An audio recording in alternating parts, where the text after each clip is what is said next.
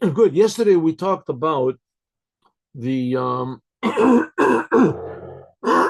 apparent contradiction between this week's Torah portion and the Haftorah. Now, the Haftorah is always supposed to be similar to the Torah portion. What's the Torah portion that we're reading is Vayigash. What's the Haftorah? The Haftorah is a little part of the, usually a couple of, maybe one paragraph of usually the prophets. We read this after the regular Torah reading. So the Torah reading is talking about how Yosef is the king and Yehuda is nothing. And the Haftorah says that King David, the Moshiach is going to come from King David, and the King David is going to be the king. And Yosef will be secondary to him. So just a short resume, what's Yosef got to do with the future redemption? As soon as in the first temple, as soon as King Solomon died, so the kingdom split, Israel split. Solomon had a son who was not a good king. The people didn't like him, and so God chose another person, Yerovam ben Nevat, and he became the king of 10 tribes. And the kingdom split. The 10 tribes that was mainly the north, they lived in the northern part of Israel. That was called Israel. Sometimes it's called Ephraim. Sometimes it's called Yosef. The lower part, that's called Yehuda. That was called Yehuda.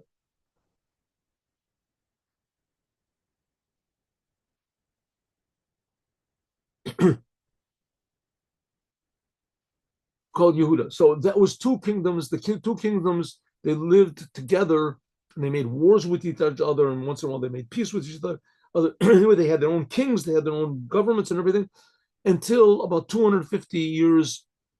The first temple lasted for 410 years. So about 250 or 200, whatever, of those years, there were two kingdoms. Two kingdoms, and then the upper kingdom was conquered and taken into captivity. Nowhere. That's the 10 tribes, the hidden 10 tribes. So the prophecy of Ezekiel is that in the future that Yosef and Yehuda will again unify. The upper kingdom and the lower kingdom will again unify, and Yehuda is going to be the king. So that seems to be the opposite of now. In this week's Torah portion, Yosef is the king, and Yehuda is coming and groveling to begging for Yosef to have mercy on him. So who's supposed to be the king? This week's Torah portion says that Yosef is, but the Haftorah says that King David is going to be, Yehuda will be. So what's going on? It says, Yesh Lomar, the explanation is like this. Even though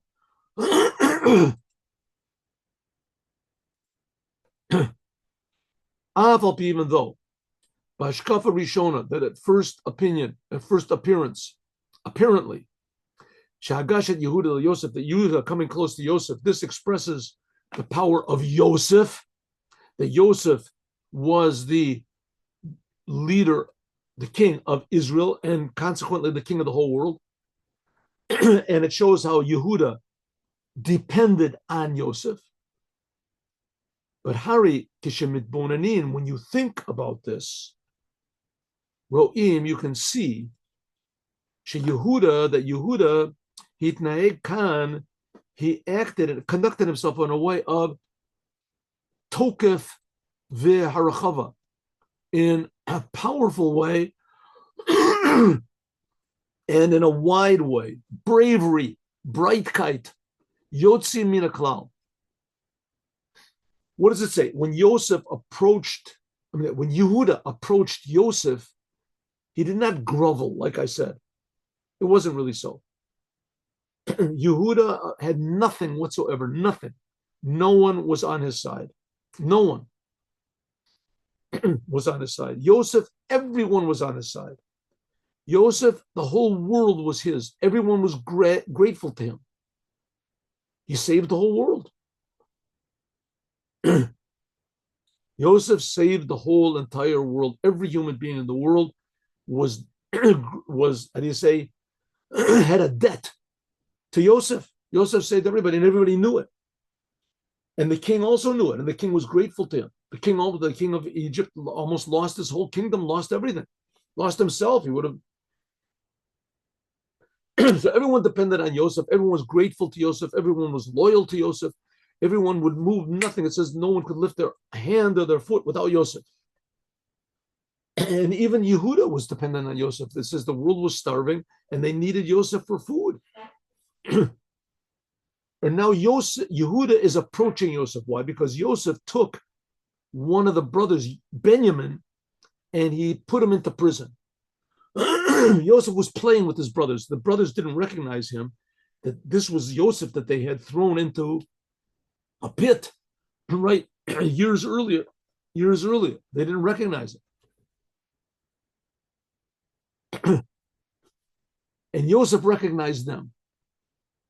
And so Yosef was playing with them. So Yosef took the youngest of the sons, which was Benjamin, that was his closest brother because they had the same mother and father. Yosef and Benjamin were the only ones that shared the same mother of Rachel.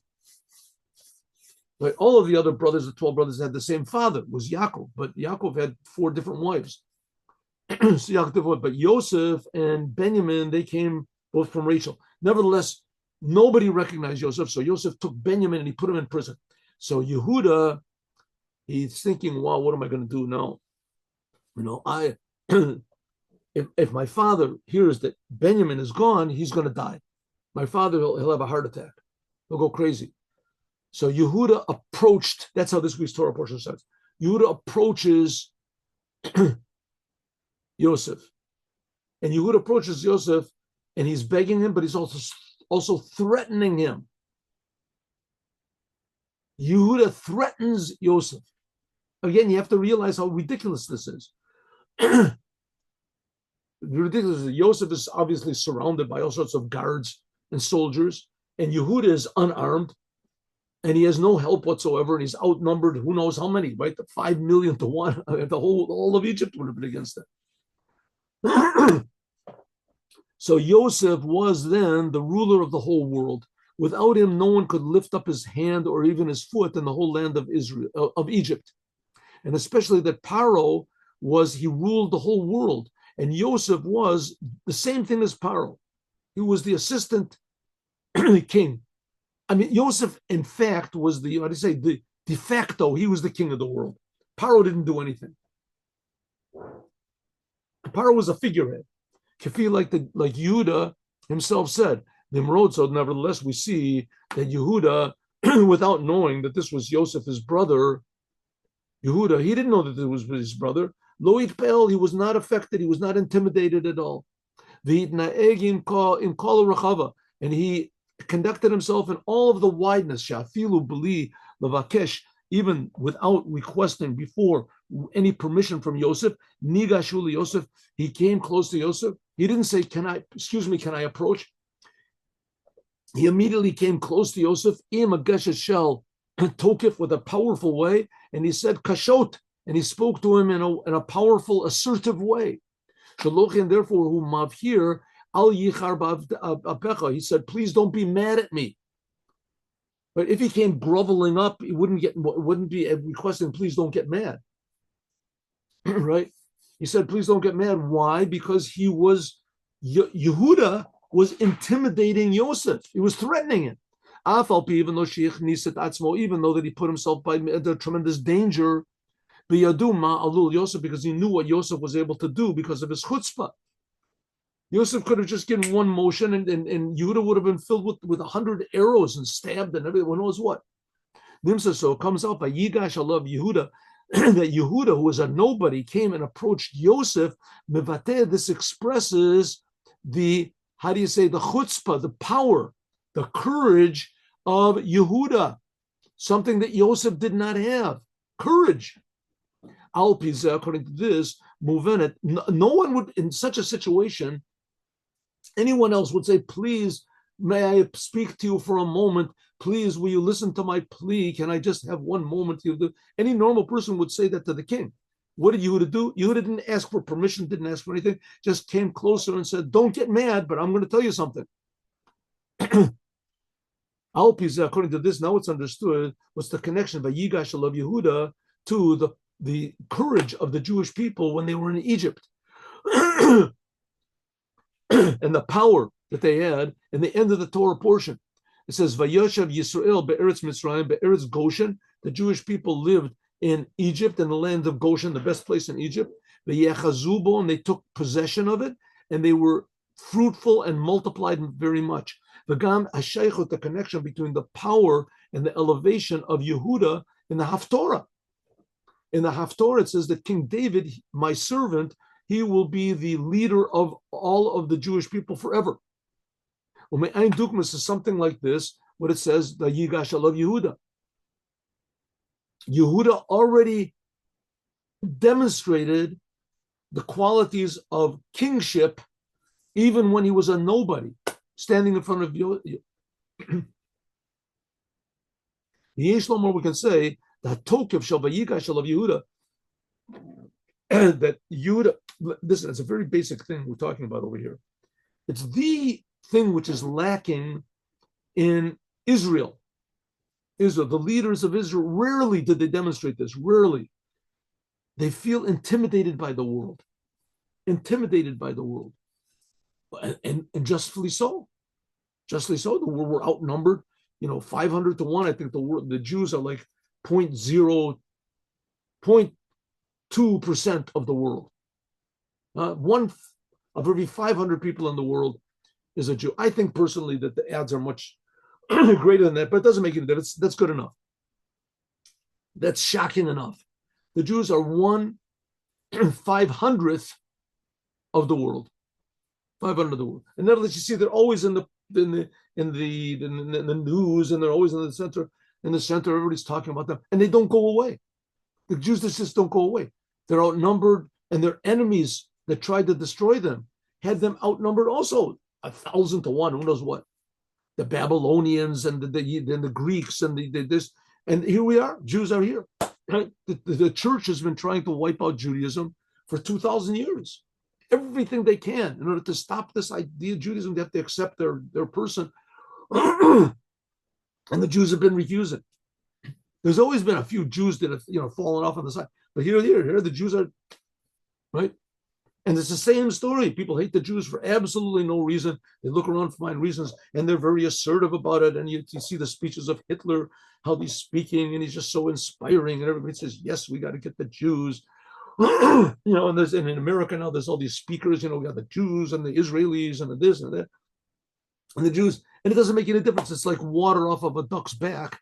For some reason, it's an eternal duck. And it seems to be eternal water also. That's the whole idea. What is the secret of the Jewish people? Has to be stiff-necked, strong against the whole world. The world will not have an effect on us for bad. Nothing will destroy the Jews. Nothing. Not even the Jews. So it says that Yehuda, he approached Yosef with power, with courage. Don't be intimidated by the entire world. You're outnumbered by 500 to 1, but you have God on your side. I know it's a song and it's like a dirty thing to say, a stupid thing. We have God on our side. You think you're better than everybody else. We're not better than everybody else, but we are chosen by God. What can you do? It says in the Torah. Everybody knows it. If you read the Torah, people like us, they don't read the Torah. Doesn't make us better. It makes us that we have a different, more responsible. We have a bigger responsibility to everyone. But we have to realize who we're connected to. We're working for God. You're working for God. You don't fear anybody. That's what it's supposed to be. But Yigash alav Yehuda, Natan Akoch, this gives the power that afterwards that Yaakov and his sons could come down to Egypt in such a way that not only are they not under the rulership of Egypt, but even more, that they will be very fruitful and multiplied. And even more than that, that this is a preparation for David Avdi. David, my servant, will be a leader for all of them, for all the Jews forever, like we're going to learn. So this is already hinting at Mashiach. So we see in Israel, I mean, this is like the big embarrassing example for the whole world about how cowardly Jews can be if they don't hold on to their Judaism. How cowardly they could be. Incredible, right? Incredible. In the beginning, they wanted to take over the land of Israel. Why did they want the land of Israel? It says in the Torah. They weren't religious, but they had some connection. The Judaism part, we belong in the land of Israel. They had the power, they had this. As soon as they got independence, then they started becoming cowards. We got to make a deal here. We have to make this over there. We'll make an agreement over there. We'll surrender to this guy. We'll surrender to this guy. The only reason that there's 2 million Arabs living in Israel is just because of simple cowardice. We don't know who we are. There's no boundaries. We haven't got any foothold. This whole thing of Gaza, how first of all, I don't know how it's called Gaza, it's called Aza. The fact that there's even Arabs there in Palestine is because we're just weak. We're just weak. You can't make a decision. We can't stand against the whole world. The few times that we did was tremendous miracle. The 6-Day War, when Begin bombed the atomic plant, right? The whole world was against him. He did what now everybody's thankful. Oh, great, such a wonderful thing. The Jews won the 6-Day War. Our biggest enemies were our friends.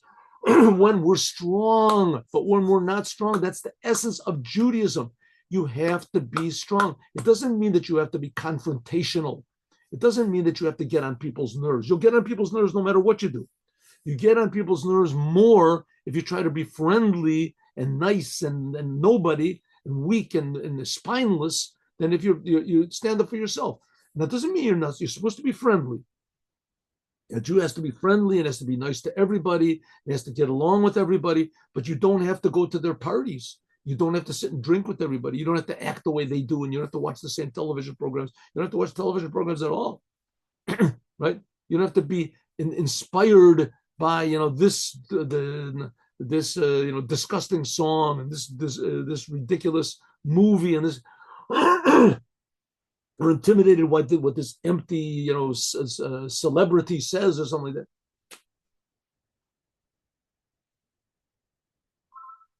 So that's Jewish identity. We have to have Jewish identity. And Jewish identity means that you have to be powerful for Jewish identity, not just for your political identity. Okay. Let me see 1 second.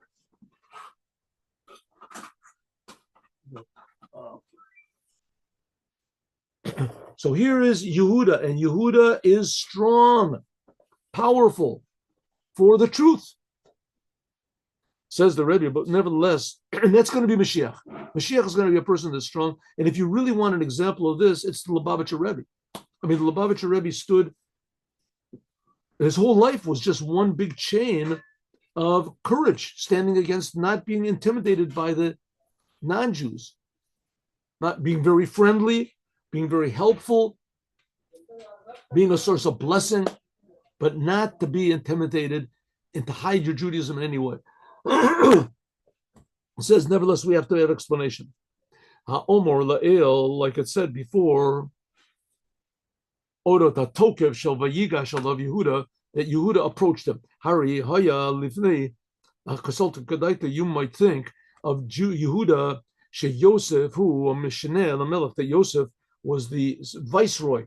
He was the king of the Umat Olam, of all the world. Lifnei shehaya vidvada Yosef, that before Yosef let his brothers know who he was, that he was their brother.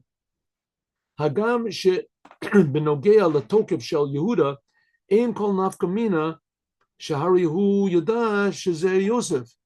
He knew that it was Yosef, but after Yehuda revealed that it was Yosef, the truth was, then they didn't need Yehuda anymore to be brave. Okay, so what do we see over here? Let me close the store 1 second.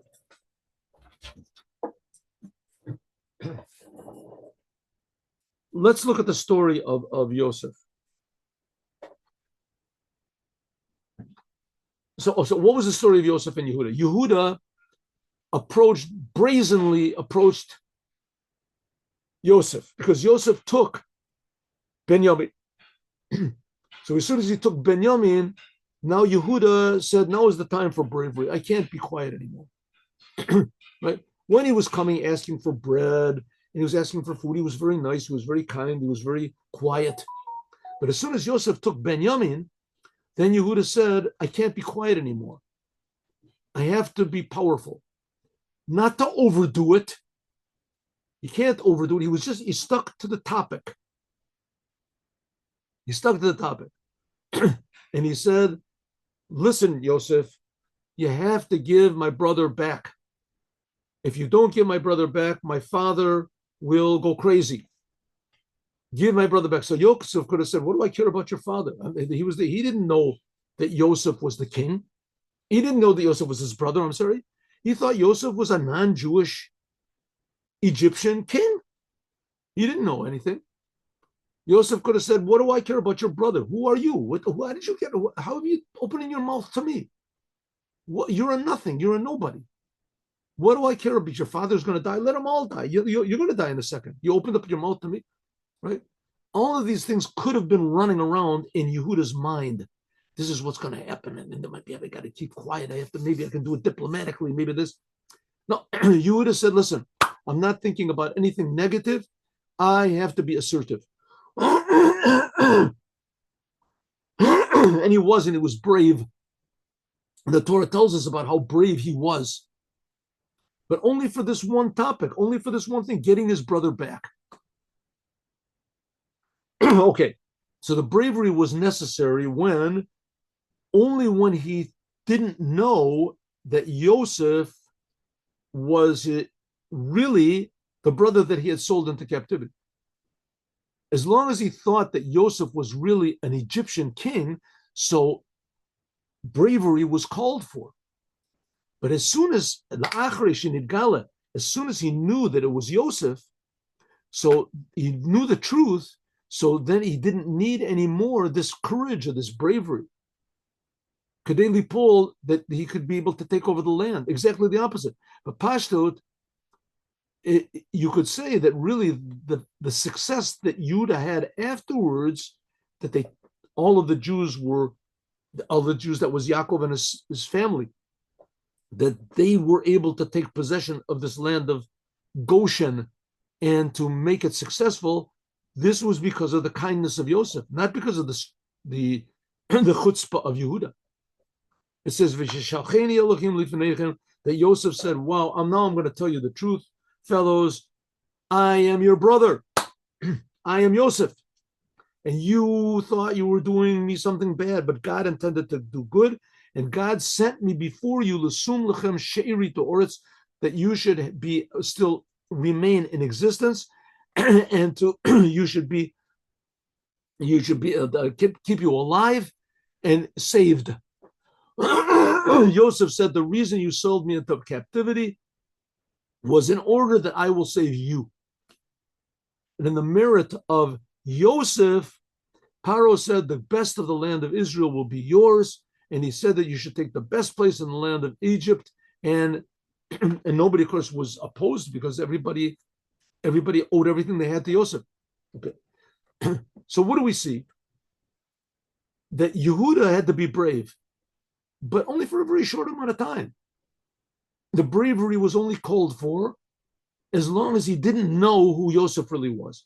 But as soon as he did know who Yosef was, then this unique quality of Judaism, namely courage and not being intimidated by anything in the world against Judaism, this shows that the power of Yehuda only had to be for a short amount of time before Yosef revealed himself. So if so, this is not yet an indication that Yehuda is going to be a king forever. Our Haftorah, the Haftorah portion, talks about how Yehuda will become King David, and David will be a king forever. David Avdi Nasi Lehem La'olam, forever. And our Torah portion talks about how Yehuda was only for a couple of minutes did he demonstrate this bravery and courage and ruling the whole world, so to speak, not to be intimidated by the world.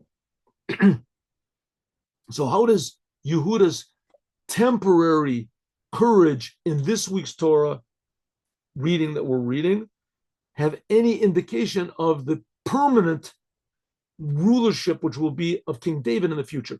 Adarab, exactly the opposite. Because Yosef, he was the owner of Egypt. Like we said afterwards, and Yosef was the one that said, you can take the Eretz Goshen, you can come and live. Everything came from Yosef. Is Harizeh Lichora, Tochen Afuk. This is the opposite from the Haftorah. And the Haftorah, it's talking about how Yehuda was permanently the high one. David Abdi Nasi Lehem La'olam. Or let's say this in another way. The truth of the fact is, according to the truth, that Yosef, he was really the ruler of the whole world. This Yosef himself expressed the power of the Jewish people in Egypt. Yosef. Va'az, then, you didn't need Vayigash Alav Yehuda, then it wasn't unnecessary the power and the courage of Yehuda. So if so, Yosef was the king of Egypt. A brief few minutes, Yehuda demonstrated courage and power and assertiveness. And then afterwards, it reverted back to Yosef again. Yosef was the king. Everything came from him. So if so, that seems to be the opposite of Moshiach that's talked about in the Haftorah. In the Haftorah, it says that King David, he's going to be permanent. And so in the Torah portion, it says that Yosef is permanent. In the Haftorah, it says that Yehuda, what's going on? So it says, because everything that's in the Torah is true and eternal. And also the fact that there is an idea in the Torah. An idea in the Torah, even if the idea doesn't come out 100%, but the idea must be something eternal. Like we see in the Torah, that because there's in the Torah, there's a Lavan and there's Esav in the Torah. So these must have their place in holiness also. It's written in the Torah. So in our case, we have Yosef is permanent and Yehuda is temporary. But because Yehuda does temporarily become the king, his power, his courage made it that the whole world had no effect on him like a king. So in our case, Hari, etzem hageshet, the fact that Yehuda, even temporarily, came up, Yehuda, he approached Yosef. It's not just an idea, but this is a fact that it happened. Yehuda was, even for a few minutes, he was the king. Yosef was sitting on the throne, Yosef had everybody, and Yehuda, for 1 minute, he was the king. He was totally not affected by Yosef. He's not affected by anything. So Tzorech Olam, we have to say that the power of Yehuda, Vayigash Alav Yehuda, this is not just a temporary thing, Elohu Poel Chidush, but it made a whole breakthrough, a novelty in the world. And it had even an effect on Yosef even back then. But Davka B'koach Zeh, because of this power that Yehuda demonstrated, Yochel Liyota could be that Yosef decided to give them the land of Egypt, the best place. This is a preparation for David Avdi, that David, my servant, will be a leader for them forever.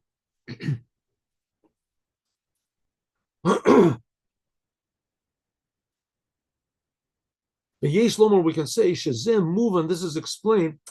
I don't know if this is a good example, but I'll give you the example anyway. There was in America, in like the 50s, whatever, there was a tremendous, it was very strange, but in America, there was tremendous bigotry against the blacks. Tremendous bigotry against the blacks. it was like, especially in the southern states, it was just like assumed that black people, Negroes, are just inferior people. They're less intelligent and they're subhuman. It was just an axiom. It was just an obvious thing. There was no doubt about it. That they just, they couldn't understand the people in the North. How could they, how could they possibly be equal with the blacks? It just doesn't understand. It's just, they're sick. Doesn't make any sense. So in the South, there were a couple of people, blacks, that there was one girl, the well-known girl, she went to a white school. She sat there for, I don't know, a couple of minutes. I don't know exactly the story. Then there was another woman, she sat with the whites in the bus. And they just did it for a couple of minutes. And then they were gone. But the fact that it happened even for a couple of minutes, it showed that the whole idea that the blacks were inferior was wrong. It was wrong. They were really sure. They really believed it. It was an accepted thing. But suddenly they realized, hey, maybe we're wrong. It only happened for a couple of minutes. It wasn't a permanent thing at all. Right? It wasn't permanent. At that time, it wasn't. But because it showed a little glimpse of the truth, that in fact the matter is that blacks are just like everybody else. They're just like everybody else. There's smart ones, there's stupid ones, there's bad ones, there's good ones, there's evil ones, there's righteous ones, just like every human being in the world. Right? There's a different color, they have a different personality, whatever it is. But just like Polish people have a different personality than Irish people. But because it happened for just one moment, so it showed a glimpse of truth. It's the same thing over here with Yehuda. Maybe you have to say lahavdil with Yehuda, that because he demonstrated one moment of kingship and courage, that the whole world had no effect on him and he had an effect on the whole world just for one moment. So it opened up a gate of truth that eventually this will bring to the Moshiach coming and improving the whole world. It'll be the truth. Yeshlomo can say that that's the whole idea of Ed Yehuda Shalach Lefanav Goshna. It said that Jacob so what happened? Yosef, all of the brothers were there. And Yosef said, okay, where's your father? You said your father is alive. He's also my father. He's still alive. I want to see him, bring him down. So it said that they went back up to bring their father. And it says their father sent Yehuda first. You go there first. Why? He said he sent him to Goshen. That was this choice place. Why did he send him to Goshen first? Lifnot lo makom, to prepare the place, ulahorot ech liad shevbo, and to show how they should dwell there. And Rashi explains that he went there to open up places of Torah learning. The Lechira at first glance, because Yosef, he ruled over the whole world and certainly ruled over Egypt. So he gave the best place to Yaakov and his sons. Why did Yaakov have to send Jacob? Why did Yaakov have to send Yehuda first in order to prepare the place? Why did he need to do so? Anything they asked from Yosef, Yosef would have given them. Why did Yaakov have to send Yehuda to Egypt first before everybody went down? From this is understood Shadavka Tokef, that specifically this courage and this, how do you say, the assertiveness of Yehuda, only he could do this. Only he could prepare a place for the Jews to be. In other words, the foundation for Judaism has to be one of assertiveness, of power, not to be intimidated at all by the world. Yeshlomo can say that the point is a tokef shel Yehuda, that the power of Yehuda in this world and in the time of exile, all of the Malchut, all of the nations that were under in exile are under the name of Egypt. This itself, the power, the courage of Yosef, this itself could be in two ways. Two ways. So I just want to make another statement here. Nowadays, especially, after October the 7th and after this Bandai thing that happened when so many Jews were killed. So everybody has their own ideas, what to do, what you have to do, what you have to act, what you have to this and that. So, all these ideas have a good point. You have to be stronger. Every Jew has to have a gun. You have to learn self-defense. You have to do all these things. 100%. That's okay. But you can't miss the main point.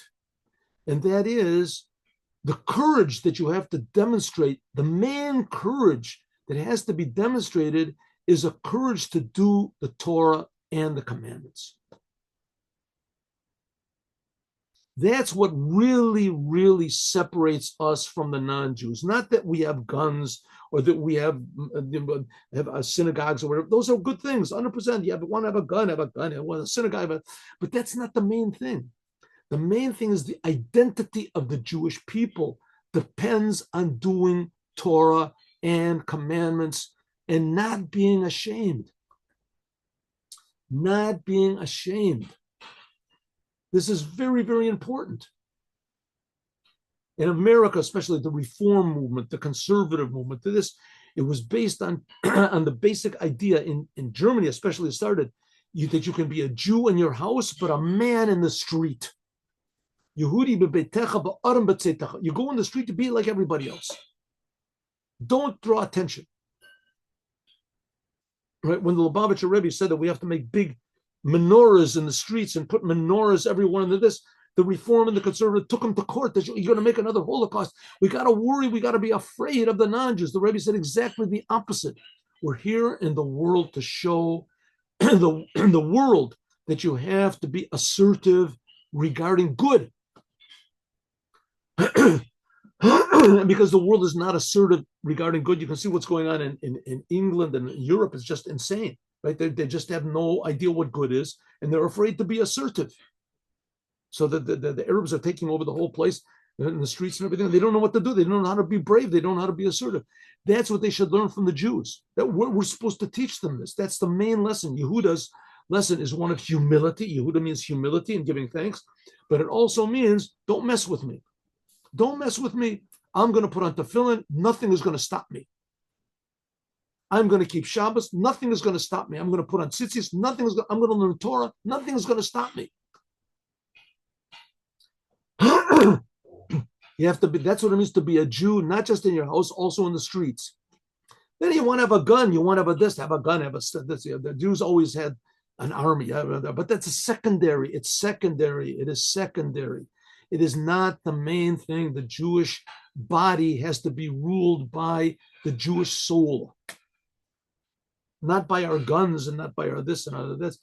And like I say, again, nothing against having a gun. You want to have a gun, have a gun. But, if you have a gun, you got to keep it away from the kids. The kids can't get their hands on it.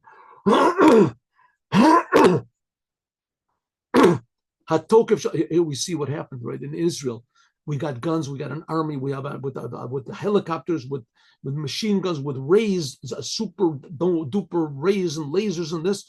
And the Arabs came in on October the 7th, and they killed and they massacred and they raped and they burned and they tortured little babies for 6 hours, and our army did nothing. Nothing. Our army did nothing. 6 hours. They were 5 minutes away, and our army, with all their weapons and their guns and their shotting and their shooting and their power and their this and with their flag and everything, they did absolutely nothing. Absolutely nothing. Just happened to be that some people there had guns. So don't say guns are going to save us. Don't say guns are okay. You want to have guns. It ended up that the people that were there that did have guns, they saved a lot of lives. True, 100%. But we see that the guns won't save us, right? And who did they attack over there? They attacked non-religious Jews. All of the Jews that were celebrating there in October, they were all non-religious.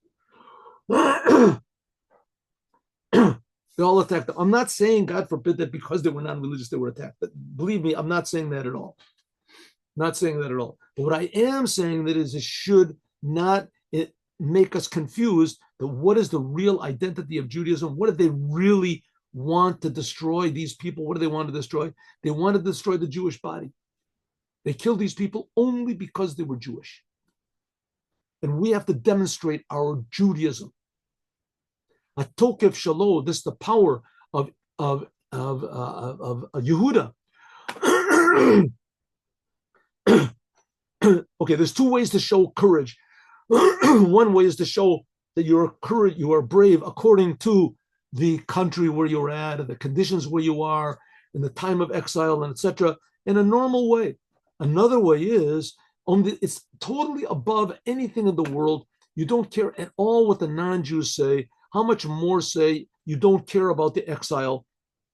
You demonstrate Judaism everywhere. Adarab, exactly the opposite. He conducts himself with a power until he's got the power to change even the laws of the country. We can say that this power of a Jew brings about that a Jew should be not only the ruler and the owner of the whole of the non-Jews in the time of exile, like Joseph was in the world, but also in a way that it will be totally above this, above all of the non-Jews. We just are a pure example for the world. We are only interested as being an example for the world what good is, and the non-Jews are not stupid people. They will take the example from us. They're not as stupid as the Jews are. The Jews are the most stupid people in the world. Here, God gave them the Torah, took them out of Egypt, revealed everything to them. 40 days later, they worshiped the golden calf because they didn't have Moses to put a little bit of sense into their heads. But the non-Jews are not so stupid like that. When the non-Jews see the truth, as they admit the truth, there's always going to be enemies of the Jews. There's always going to be Amalek. But the majority, 99% of the non-Jews, as soon as they see that the Jews are acting in a way that is true, it's not they're doing it because of the religion, they're doing it because of their Jews. Then the whole world will realize, hey, there is a God, and God really does love us, and God cares about us. The whole world will change. That's the idea of the Moshiach, as we're going to talk about more, God willing, tomorrow.